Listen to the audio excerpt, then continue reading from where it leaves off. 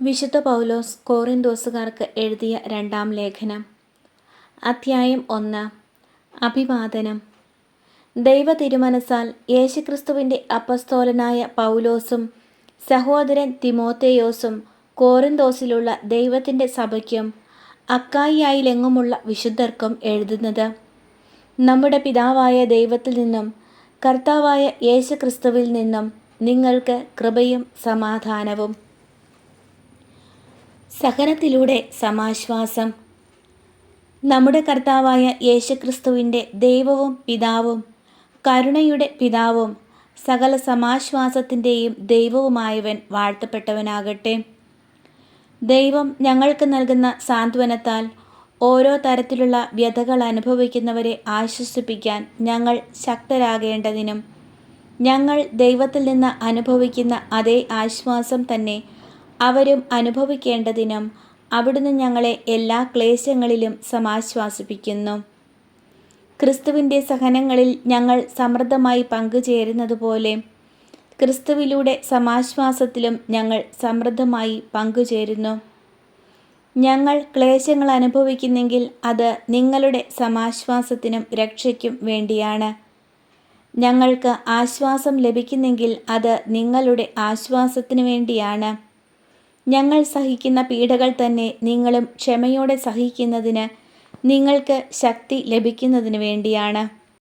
ഞങ്ങൾക്ക് നിങ്ങളിൽ ഉറച്ച പ്രത്യാശയുണ്ട്. ഞങ്ങളുടെ ക്ലേശങ്ങളിൽ നിങ്ങൾ പങ്കുചേരുന്നതുപോലെ ഞങ്ങളുടെ സമാശ്വാസത്തിലും നിങ്ങൾ പങ്കുചേരും എന്ന് ഞങ്ങൾക്കറിയാം. സഹോദരരെ, ഏഷ്യയിൽ ഞങ്ങൾ അനുഭവിച്ച ക്ലേശങ്ങളെപ്പറ്റി നിങ്ങൾ അറിഞ്ഞിരിക്കണമെന്ന് ഞങ്ങൾ ആഗ്രഹിക്കുന്നു. മരണഭയം ഉണ്ടാകത്തക്ക വിധം അത്രമാത്രം കഠിനമായും ദുസ്സഹമായും ഞങ്ങൾ പീഡിപ്പിക്കപ്പെട്ടു. മാത്രമല്ല, ഞങ്ങൾ മരണശിക്ഷയ്ക്ക് വിധിക്കപ്പെട്ടിരിക്കുന്നുവെന്ന് ഞങ്ങൾക്ക് തോന്നി. എന്നാൽ ഇത് ഞങ്ങൾ ഞങ്ങളിൽ തന്നെ ആശ്രയിക്കാതെ മരിച്ചവരെ ഉയിർപ്പിക്കുന്ന ദൈവത്തിൽ ആശ്രയിക്കുന്നതിന് വേണ്ടിയായിരുന്നു. അത്ര ഗൗരവമേറിയ ഒരു വിപത്തിൽ നിന്ന് ദൈവം ഞങ്ങളെ രക്ഷിച്ചു, തുടർന്നും രക്ഷിക്കുമെന്ന് ഞങ്ങൾ അവനിൽ പ്രത്യാശിക്കുകയും ചെയ്യുന്നു. ഞങ്ങൾക്ക് വേണ്ടിയുള്ള പ്രാർത്ഥനകൾ വഴി നിങ്ങൾ ഞങ്ങളെ സഹായിക്കണം. അങ്ങനെ അനേകരുടെ പ്രാർത്ഥനയുടെ ഫലമായി ഞങ്ങൾക്ക് ലഭിച്ച അനുഗ്രഹത്തിന് അനേകം ആളുകൾ ഞങ്ങളെ പ്രതി സ്തോത്രമർപ്പിക്കാൻ ഇടയാകട്ടെ. സന്ദർശനം മാറ്റിവെക്കുന്നു. ഞങ്ങൾ ലോകത്തിൽ, പ്രത്യേകിച്ച് നിങ്ങളുടെ ഇടയിൽ വിശുദ്ധിയോടും പരമാർത്ഥതയോടും കൂടെ വ്യാപരിച്ചു എന്ന മനസ്സാക്ഷിയാണ് ഞങ്ങളുടെ അഭിമാനം. അത് ഭൗതിക ജ്ഞാനത്താലല്ല, ദൈവകൃപയാലാണ് സാധിച്ചത്. നിങ്ങൾക്ക് വായിക്കാനും മനസ്സിലാക്കാനും സാധിക്കുന്നതൊഴിച്ച് മറ്റൊന്നും ഞങ്ങൾ എഴുതുന്നില്ല. ഇപ്പോൾ നിങ്ങൾ ഞങ്ങളെ ഭാഗികമായി മനസ്സിലാക്കുന്നത് പോലെ നമ്മുടെ കർത്താവായ യേശുവിൻ്റെ ദിനത്തിൽ നിങ്ങൾ ഞങ്ങളുടെ അഭിമാനവും ഞങ്ങൾ നിങ്ങളുടെ അഭിമാനവുമാണെന്ന് നിങ്ങൾ സമ്പൂർണമായും ഗ്രഹിക്കുമെന്ന് ഞാൻ പ്രത്യാശിക്കുന്നു.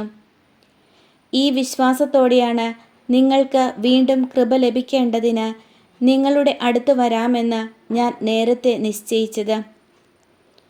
മക്കദോനിയായ്ക്ക് പോകുന്ന വഴി നിങ്ങളെ സന്ദർശിക്കണമെന്നും അവിടെ നിന്ന് നിങ്ങളുടെ അടുത്ത് തിരിച്ചെത്തണമെന്നും അവിടെ നിന്ന് നിങ്ങൾ എന്നെ യൂദയായിലേക്ക് യാത്രയയക്കണമെന്നും ആയിരുന്നു എൻ്റെ ആഗ്രഹം.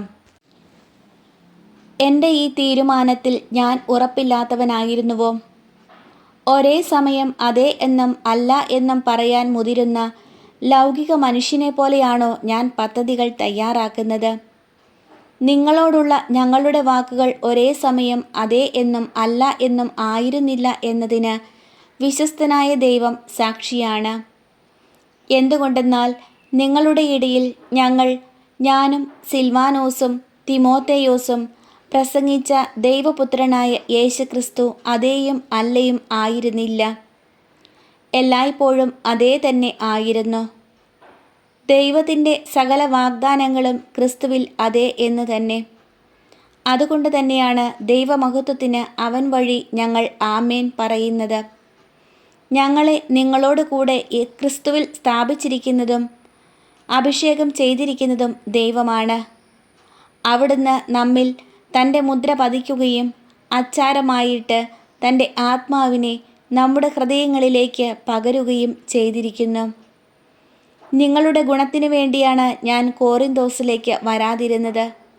ഇതിന് എൻ്റെ ജീവനെ ചൊല്ലി ദൈവത്തെ ഞാൻ സാക്ഷിയാക്കുന്നു. നിങ്ങളുടെ വിശ്വാസത്തിന്മേൽ ഞങ്ങൾ ആധിപത്യം പുലർത്തുന്നില്ല. നിങ്ങൾ വിശ്വാസസ്ഥിരതയുള്ളവരായതുകൊണ്ട് നിങ്ങളുടെ സന്തോഷത്തിനു വേണ്ടി ഞങ്ങൾ നിങ്ങളോടൊത്ത് ജോലി ചെയ്യുന്നു.